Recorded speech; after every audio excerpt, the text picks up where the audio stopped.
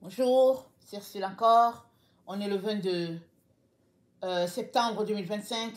Alors, je viens sur la trompette aujourd'hui encore et je viens proclamer le retour de notre Seigneur Jésus-Christ. Amen. Soyons tous bénis. Soyons remplis de sa joie. Amen. Alors, l'importance de louer Dieu. Amen. L'importance de louer Dieu. Et puis, combien de fois, n'est-ce pas, loues-tu Dieu par jour? Ou bien, est-ce que tu le loues seulement?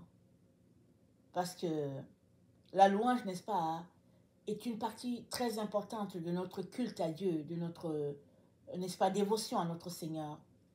Alors, il y a des gens de nature qui sont portés à louer Dieu. Parce que bon, peut-être que dans leur don, ils aiment chanter ou quoi. Et alors, ils peuvent, n'est-ce pas, tendre vers ce don-là parce que Dieu leur a donné une voix et tout. Mais la louange, au fait, c'est pour tous les enfants de Dieu. On n'a pas forcément besoin d'avoir une belle voix pour chanter. On n'a pas besoin de connaître, n'est-ce pas, d'avoir un diplôme, une connaissance dans la musique pour chanter. Non, on n'a pas besoin de tout ça. Louer Dieu, n'est-ce pas, c'est quelque chose qui émane de notre être. C'est l'expression de notre amour pour notre Dieu. C'est l'expression, n'est-ce pas, de notre engagement envers ce Dieu-là. C'est notre reconnaissance envers celui-là de qui nous devons le souffle. Amen. La louange peut s'exprimer par des chansons, ça peut s'exprimer par des récitations, ça peut tout simplement s'exprimer, n'est-ce pas, par des soupirs et c'est tout. Donc, louer Dieu, n'est-ce pas, c'est une offrande de ta personne à Dieu. Et souvent, hein, quand on est déçu, découragé, on ne loue pas Dieu. Tout ce qu'on veut, c'est faire sortir le contraire de la louange. Se plaindre, maudire, murmurer. C'est pourquoi c'est dit que Dieu entend même les murmures. Les murmures de ton cœur, Dieu entend. Alors que quelqu'un d'autre n'entend pas, Dieu entend le murmure de ton cœur. Voilà pourquoi il te dit, c'est pas bon de murmurer. Ce que tu veux dire, dis-le et c'est tout. Ne murmure pas, parce que Dieu entend. Alors, la louange, n'est-ce pas, c'est l'expression de ton amour à ton Dieu. C'est l'expression de ta reconnaissance. Alors, combien de fois exprimes-tu à Dieu combien tu l'aimes?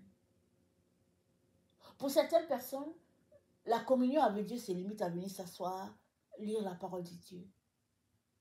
Ou bien lui dire, Seigneur, j'ai tel problème, aide-moi. Seigneur, voilà, pardonne-moi, j'ai fait ceci, j'ai fait cela. Tout ça, c'est bon. Mais il y a autre chose. Cette autre chose, n'est-ce pas, s'exprime dans ta louange à Dieu parce que tu es en relation avec lui.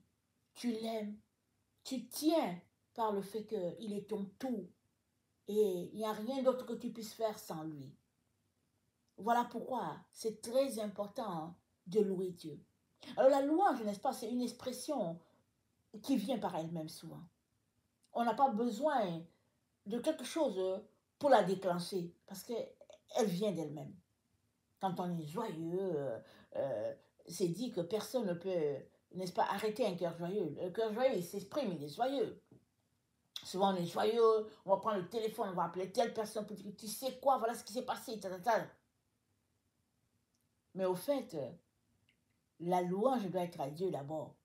Avant d'appeler l'autre personne pour dire, je suis joyeux parce que voilà ce qui s'est passé, voilà ce qui s'est passé. La louange, n'est-ce pas, doit être tournée à Dieu. Donc, si tu es content, la première personne qui doit savoir que tu es content, c'est ton Dieu, ton Créateur. Alors, dans le psaume 33, voilà ce que le roi David nous partage. Le psaume 33. Au verset 1, voilà ce qu'il dit. Juste, réjouissez-vous en l'Éternel. La louange sied aux hommes droits. Célébrons l'Éternel avec la harpe. Célébrez-le sur le luth à 10 cordes. Chantez-lui un cantique nouveau. Faites retentir vos instruments et vos voix. Car la parole de l'Éternel est droite, et toutes ses œuvres s'accomplissent avec fidélité. J'ai dit que c'était le psaume de David, mais je ne sais pas, c'est pas mentionné. Amen, c'est pas mentionné. Mais toujours est-il que c'est dit, réjouissez-vous en l'Éternel. La louange sied aux hommes droits. Et c'est vrai. Quand notre cœur est triste, n'est-ce pas? Quand notre cœur a quelque chose à se reprocher, très souvent, hein, ça ne nous vient pas de louer Dieu. Le cœur est lourd. Ça ne vient pas. Mais aux hommes droits, la louange émane, n'est-ce pas? Comme un acte de reconnaissance. Et non seulement ça émane, ça jaillit de notre être, n'est-ce pas? Mais ça se répand comme une source qui bénit tout le monde. Louer Dieu, c'est comme ce chant d'oiseaux, n'est-ce pas? Je ne sais pas si vous êtes arrivé d'entendre les oiseaux au petit matin, c'est tellement agréable. Tu es là, peut-être tu dors, ou bien tu es en train de méditer et puis tu entends un oiseau qui chante. C'est extraordinaire. Agréable. Les arbres louent le Seigneur. Les oiseaux aussi. Quand vous voyez les arbres qui bougent là, vous dites, oh oui, le vent est fort. Mais ils sont en train de louer Dieu. Ils sont en train de louer Dieu. C'est extraordinaire. Et ils sont, n'est-ce pas, ceux-là qui louent Dieu de façon naturelle. Mais nous, les humains, qui avons une relation avec Dieu, c'est nous qui devons le faire. Mais il arrive qu'on ne loue pas Dieu. Soit on est fâché, soit on s'oppose à Dieu, si bien qu'on ne peut pas le louer. Si tu opposes Dieu, comment vas-tu le louer? Parce que la louange, elle émane d'un cœur pur. Voilà pourquoi le Seigneur nous encourage à avoir des cœurs purs devant lui. Et quand bien même ton cœur ne serait pas pur, alors que tu te mets à louer Dieu, Dieu va transformer ton cœur. Il va le modeler, il va l'attendrir de telle sorte que ton cœur soit propice à la louange à l'Éternel. Alors, on apprécie beaucoup les psaumes, n'est-ce pas? On les aime. C'est tellement agréable quand on lit un psaume. Ça nous pénètre, on est content. On se dit, waouh, quelle présence de Dieu. Vous savez, c'est-à-dire, les psaumes, n'est-ce pas?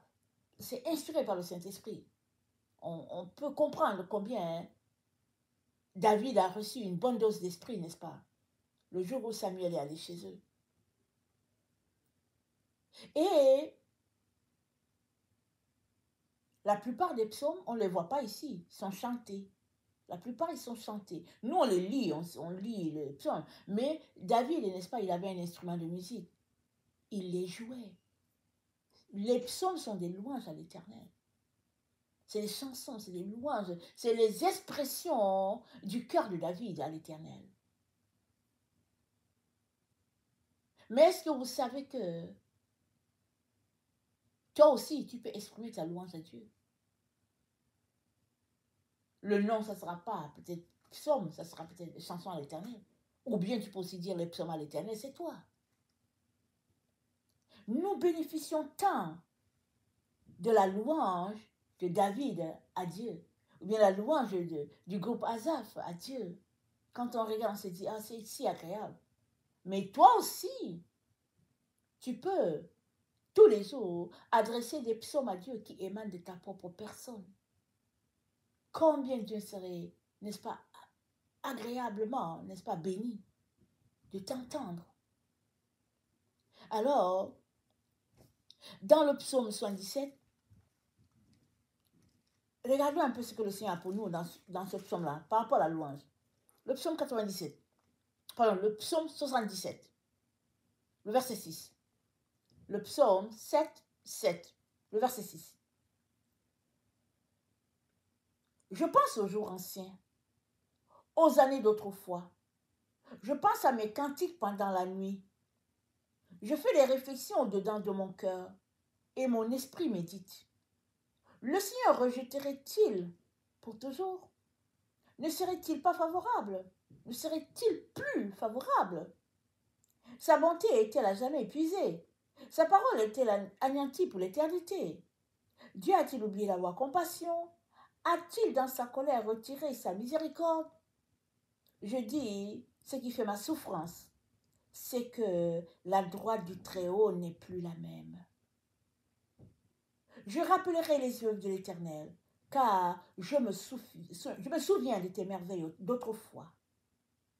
Je parlerai de toutes tes œuvres, je raconterai tes hauts faits.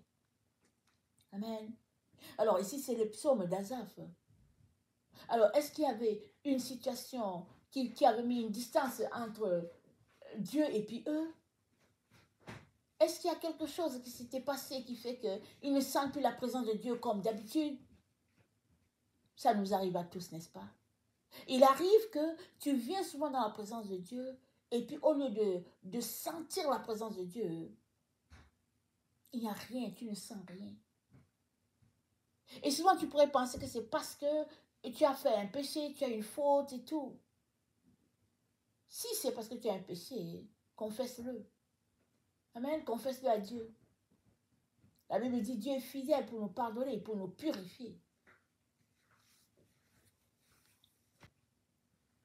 Mais ce n'est pas parce que la présence de Dieu ne se fait pas sentir à toi que Dieu n'est pas là. Amen, ça ne veut pas dire ça.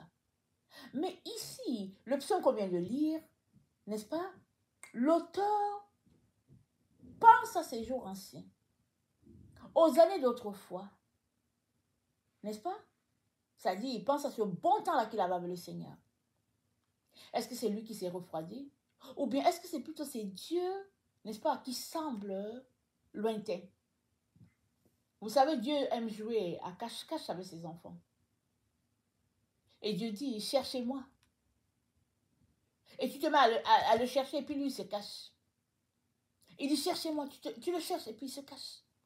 Tout ça, c'est pour t'amener beaucoup plus loin, n'est-ce pas? Et il aime ça. Parce qu'il veut tirer quelque chose de toi. Il veut t'amener à un endroit où tu as besoin de plus de foi. Alors, il se cache. Alors que tu le cherches, tu grandis. Mais ici, n'est-ce pas? Au verset 8, c'est dit, le Seigneur rejetterait-il pour toujours? Ne serait-il plus favorable? Il dit, mais est-ce que Dieu va rejeter? Et quand on continue de lire le psaume, on se rend compte que non. La miséricorde de Dieu est telle que Dieu ne rejette pas. Si tu as fait quelque chose, n'est-ce pas, et que tu vas à lui pour demander pardon, il va te pardonner. C'est dit que si nous confessons nos péchés, il est fidèle et juste pour nous pardonner et pour nous purifier. Alors, au verset 10 du psaume 7.7, c'est dit, c'est que la gloire du Très-Haut n'est plus la même. Je rappellerai les œuvres de l'Éternel. C'est-à-dire, l'auteur se rend compte que c'est pas la même. Il y a quelque chose qui a changé. Alors, il s'est dit, c'est pas la même chose. Et il se souvient des temps d'autrefois.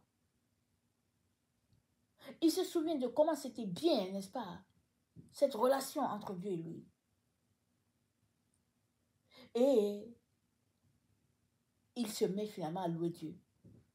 Dans le verset 14, il dit, oh Dieu, tes voies sont saintes, quel Dieu est grand comme Dieu. Il dit, par ton bras, tu as délivré ton peuple. C'est dans la louange qu'on peut adresser, n'est-ce pas, de telles paroles à Dieu. Parce qu'on lui exprime l'état dans lequel on est. On est là, on attend, n'est-ce pas, sa présence, et puis à la place, tout est froid. Mais ça ne veut pas dire que Dieu nous a rejetés. Ça peut être que tout simplement, ce jour-là, il a décidé, n'est-ce pas, de t'amener à un autre niveau de foi. Tu n'as pas besoin forcément d'avoir sa présence. Quand bien même tu ne sens pas sa présence, est-ce que tu es toujours confiant qu'il est là? Parce qu'il ne te lâche pas. Tu es à lui, il ne peut pas te laisser tomber. Il ne te lâche pas. Mais toi, jusqu'où n'est-ce pas? Es-tu prêt à louer ton Dieu? Amen. Jusqu'où? Est-ce que quand tu es dans les difficultés, est-ce que tu loues le Seigneur? Est-ce que quand tu as des problèmes, tu penses à lui? Parce qu'il faudrait louer le Seigneur dans les bons comme dans les mauvais jours. Quand on a une attitude de bébé, on fait comme les bébés. Les enfants, quand ils sont fâchés, ils pleurent. Et c'est tout. Ils pleurent, ils pleurent, ils pleurent. Mais quand on grandit dans le Seigneur, on n'a pas besoin de pleurer pour exprimer notre mécontentement. On peut exprimer notre mécontentement, n'est-ce pas, dans la chanson à Dieu. Parce que louer le Seigneur, c'est lui exprimer, n'est-ce pas, notre cœur. Tout ce qui se passe à l'intérieur. Alors, dans Ephésiens 5,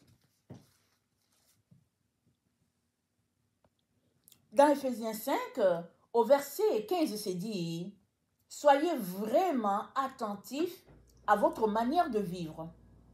Ne vous montrez pas insensés, mais soyez des hommes sensés, qui mettent à profit le temps présent, car les jours sont mauvais. Ne soyez donc pas inintelligents, mais comprenez bien quelle est la volonté du Seigneur. Ne vous enivrez pas de vin, il mène à la perdition. Mais soyez remplis de l'esprit. Dites ensemble des psaumes, des hymnes, des chants inspirés. Chantez et célébrez le Seigneur de tout votre cœur, en tout temps, à tout sujet. Rendez grâce à Dieu, le Père, au nom de notre Seigneur Jésus-Christ. En tout temps, à tout sujet. Rendez grâce à Dieu. Quand bien même la nouvelle ne t'arrange pas, rends grâce à Dieu parce que Dieu sait pourquoi la nouvelle est comme ça. Lui, il connaissait la nouvelle depuis longtemps. Suppose que tu as appliqué pour un emploi, tu étais confiant qu'on te prendrait, et puis là, la réponse vient et ils te disent merci monsieur, mais on a trouvé quelqu'un d'autre. Et c'est sur ça que tu comptais, n'est-ce pas? Dieu sait pourquoi. Ils t'ont refusé. Vas-tu louer le Seigneur ou bien vas-tu passer ton temps, n'est-ce pas, à insulter Dieu et puis à te détourner de lui? L'attitude à avoir, n'est-ce pas, c'est de le louer. C'est dit, soyez attentifs. Ne soyez pas insensés. Soyez attentifs. Ne te mets pas dans une voie de mal en disant Dieu va venir m'aider. Parce qu'il m'a choisi. Il m'a appelé évangéliste. Alors, je peux faire ce que je veux. Je peux manger n'importe quoi parce que Dieu m'a appelé évangéliste. Il se pourrait que ton médecin te dise ne mange pas ceci, c'est là à cause de ton cholestérol. Mais toi, non, Dieu est avec moi et puis tu te mets à manger ce qu'on t'a dit de pas manger. Et finalement, te voici pris dans une situation désagréable. Mais si tu t'arrêtais pour considérer, n'est-ce pas, pour être attentif à ce que Dieu attend de toi, alors tu te mettrais plutôt à le louer et à éviter les chemins sur lesquels Dieu t'a dit de pas marcher. Alors, c'est dit, soyez au contraire remplis de l'esprit. Mais on est rempli de l'esprit comment? La Bible dit, celui qui parle en langue s'édifie lui-même. Alors, je ne vous dis pas de parler en langue si vous n'avez pas le don. Mais si tu as le don de parler en langue, alors ne le mets pas dans la valise. Édifie-toi. Parle en langue, chante en langue, alors booste-toi toi-même. Ça fait partie. Si tu ne l'as pas, ça ne veut pas dire que tu ne peux pas te booster. Tu peux aussi te booster toi-même. Dans la louange, la prière. C'est-à-dire, n'attends pas que quelqu'un t'encourage. Encourage-toi toi-même. Alors, booste-toi. Tu te lèves le matin, booste-toi, c'est tout. Au lieu de retourner dormir, de faire autre chose, booste-toi. Sois rempli, sois quinqué là, vraiment. Allez, à bloc. De telle sorte que Dieu ait toute la place. Amen. Ce n'est que comme ça que tu vas triompher n'est-ce pas, hein, de toutes les atrocités, n'est-ce pas, qui pourraient traverser tes pensées. Il y a souvent des pensées qui nous traversent, il y a des pensées partout, ça dit que la terre est remplie de pensées. Ils viennent à toi, par le passé c'était via la radio, aujourd'hui, la radio même on ne sait pas s'il y en a qui écoutent. Aujourd'hui, il y a la télévision, il y a la radio, il y a le cellulaire, il y a Internet, il y a Instagram, il y a, ça dit, YouTube et tout. Tu peux nommer. Partout, bombardé de nouvelles. Mais c'est à toi de choisir. Vas-tu t'asseoir pour dire, ok, quelle est la nouvelle qu'on a sur Instagram ici? Et puis, qu'est-ce qu'il y a sur Facebook? Et puis, non. Est-ce que tu vas passer ton temps à faire ça toute ta journée? Non. Booste-toi. Loue le Seigneur. Acclame ton Dieu et ton roi. Laisse-le prendre toute la place. Et c'est dit dans la Bible que quand Dieu se lève, n'est-ce pas, ses ennemis sont en déroute. Quand Dieu se lève. Mais Dieu se lève quand? Quand tu te mets à le louer, à le célébrer. Alors nous sommes informés, n'est-ce pas, des murs de Jéricho qui sont tombés.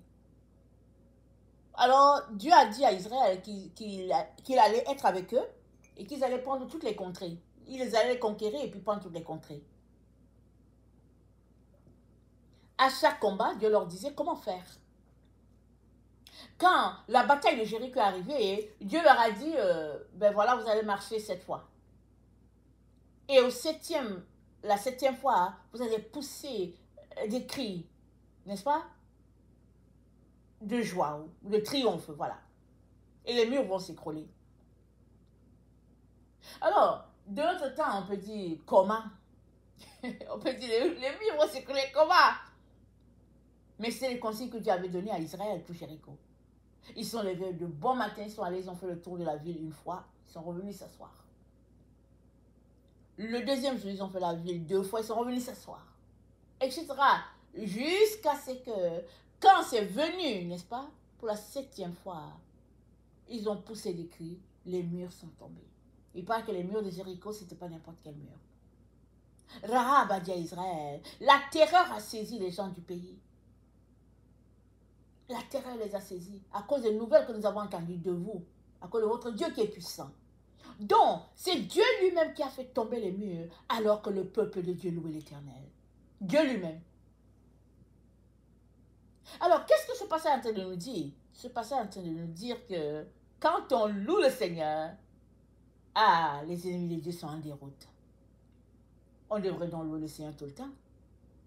Amen. On devrait louer le Seigneur tout le temps.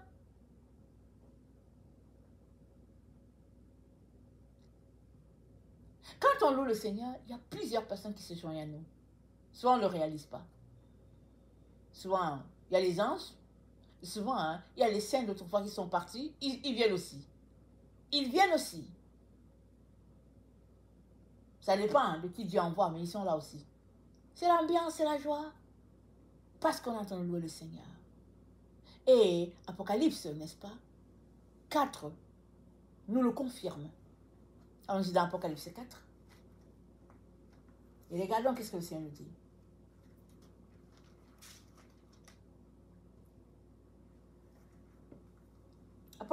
Apocalypse 4, le verset 9. Et chaque fois que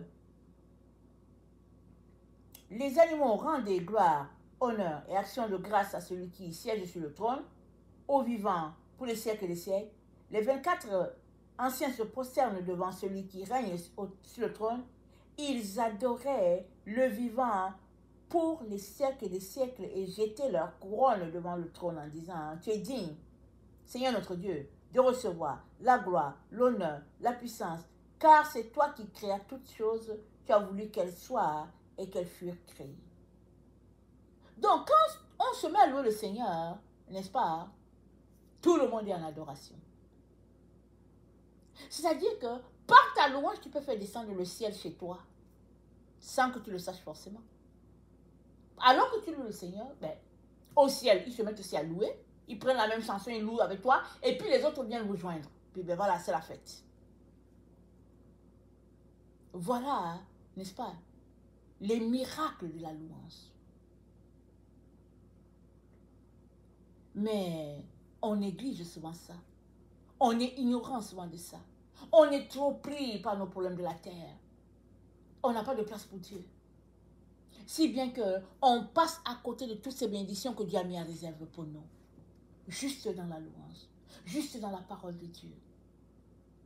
Souvent, n'est-ce pas, pour l'être humain, la bénédiction, c'est le fait de voir quelque chose avec ses yeux. Mais celui qui voit déjà la chose avec ses yeux, il n'a plus besoin de foi. La foi, c'est quand on ne voit pas.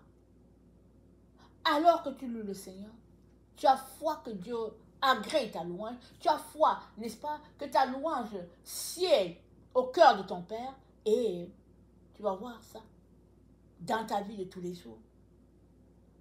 Tous les adorateurs, n'est-ce pas, sont des gens bénis. Pourquoi? Parce qu'ils ne laissent pas les problèmes les envahir. Ils laissent Dieu passer en premier. Quoique leurs problèmes soient grands ou énormes, Dieu passe en premier. Alors que les êtres humains louent le Seigneur, c'est dit, les gens se prosternent. Ils disent, tu es digne, Seigneur notre Dieu, de recevoir la gloire, l'honneur, la puissance, car c'est toi qui as créé toutes choses et tu as voulu qu'elles soient, et elles furent créées. On a besoin, n'est-ce pas, de retourner au cœur des choses. Et le cœur des choses, n'est-ce pas, c'est la louange. Dieu t'a créé. Tu as été façonné par lui.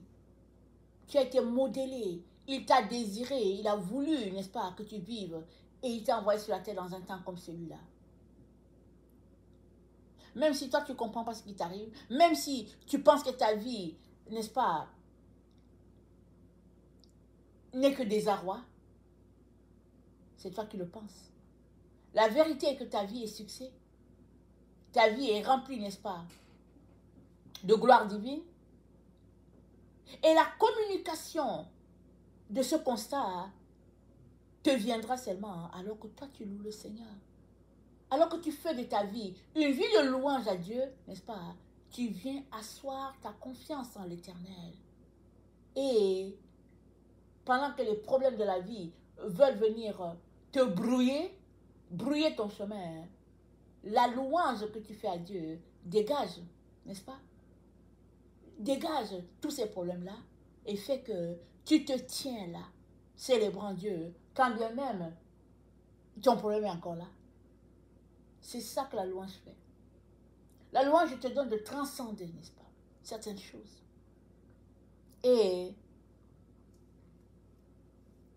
c'est ça que Dieu aimerait pour chacun d'entre nous. Il aimerait que notre vie soit une vie de victoire à tous les jours. Et David a dit, mon âme bénit l'Éternel, le psaume 103, que tout ce qui est en moi bénisse son Saint-Nom. Mon âme bénit l'Éternel et n'oublie aucun de ses bienfaits. Waouh! C'est ça qu'il a dit. Il est très important, n'est-ce pas, de se réveiller en louant le Seigneur, en le bénissant. Seigneur, béni sois-tu pour ce jour nouveau que tu me donnes. Béni sois-tu parce que j'ai encore ton souffle aujourd'hui. Une occasion, n'est-ce pas, pour te célébrer, pour te louer, pour parler de toi. Une occasion, Seigneur, pour vivre une vie sur cette terre selon ce que tu as établi. Alléluia, amen, Seigneur. Je te loue un jour de plus, n'est-ce pas, pour moi, pour mes enfants, pour cette ville, pour ce pays. Alors, on loue le Seigneur parce que ce n'est pas une garantie. Ce n'est pas une garantie, n'est-ce pas, la vie. C'est la grâce de Dieu. Cette grâce, n'est-ce pas, qui s'étend par son propre concours. La Bible dit Ézéchiel est tombé malade. Et Dieu lui a dit, tu vas mourir. La Bible dit, il s'est tourné vers le mur, il a invoqué l'Éternel, il a supplié l'Éternel, il a crié à Dieu. Qu'est-ce qui s'est passé? Dieu lui a ajouté 15 années. 15 années, n'est-ce pas, où le roi Ézéchiel pouvait louer le Seigneur à tous les jours quand il pensait à sa situation. Parce qu'il savait que c'était juste par la grâce de Dieu qu'il était encore là sur la terre, alors que, n'est-ce pas, l'ennemi avait prévu pour lui, n'est-ce pas, la mort. Et Dieu agit encore aujourd'hui comme ça. Par ta louange, tu fais descendre le ciel. Dans toutes tes situations, tu fais descendre le ciel. Il est donc très important, mes chers frères et chers amis, n'est-ce pas, que nous puissions faire de la place dans notre vie pour la louange. Que ça devienne notre style de vie, notre mode de vie. Non pas louer, n'est-ce pas, pour des talents, pour faire un spectacle, pour dire, ok, tu chantes bien, tu chantes mal, oh, mais tu as dégamé, et puis bon. Non, non, non. Dégamer, n'est-ce pas, c'est juste pour les humains sur la terre. Devant Dieu, il n'y a pas de dégamage, on ne dégame pas devant Dieu. Si pour les hommes, ce que tu as chanté, ce n'est pas la bonne gamme, devant Dieu, il y a plusieurs gammes qui ne sont pas encore sur la terre. Et quand tu loues ton Seigneur, concentre-toi, non pas sur le fait que tu chantes bien ou bien que tu interprètes bien la chanson, mais concentre-toi sur le fait que tu es en train d'adorer ton Dieu et ton Créateur. Tu es en train de lui exprimer, n'est-ce pas, les pensées de ton âme. Et Dieu va les recevoir avec beaucoup d'amour et beaucoup de joie. Parce que c'est l'expression de ton cœur. Amen. C'est l'expression de ton cœur. Et bien entendu, quand on n'est pas content, il est très important, n'est-ce pas, de régler son problème avec Dieu. Il est très important d'aller à Dieu pour que ce problème soit réglé. Parce que sinon, ça va bloquer la louange. Et si ça ne bloque pas la louange, une louange avec un cœur triste, n'est-ce pas, n'est pas d'une agréable odeur à l'Éternel. C'est comme une offrande qui est corrompue. Il est important d'apporter son offrande à l'Éternel avec joie et clameur. Alors, peu importe le problème que tu as dans ta vie, dépose-le au pied de la croix et loue ton Dieu. Célèbre-le, acclame-le, parce qu'il a la solution à tout ce que tu pourrais avoir comme problème. Il a la solution à tout. Et même si ce n'est pas dans une situation où tu as besoin, n'est-ce pas, de son secours, juste louer Dieu, n'est-ce pas, c'est bon pour ton âme. C'est bon pour ton âme. Que le Seigneur bénisse sa parole et qu'il nous donne, n'est-ce pas, de couper avec toutes ces choses-là qui nous distraient et de nous concentrer à ce qui est essentiel. Et la louange fait partie des choses essentielles pour l'enfant de Dieu. Amen. Que le Seigneur bénisse sa parole et que son nom, n'est-ce pas, soit exalté dans nos différentes vies. Amen. Alléluia. Soyons tous bénis. Amen.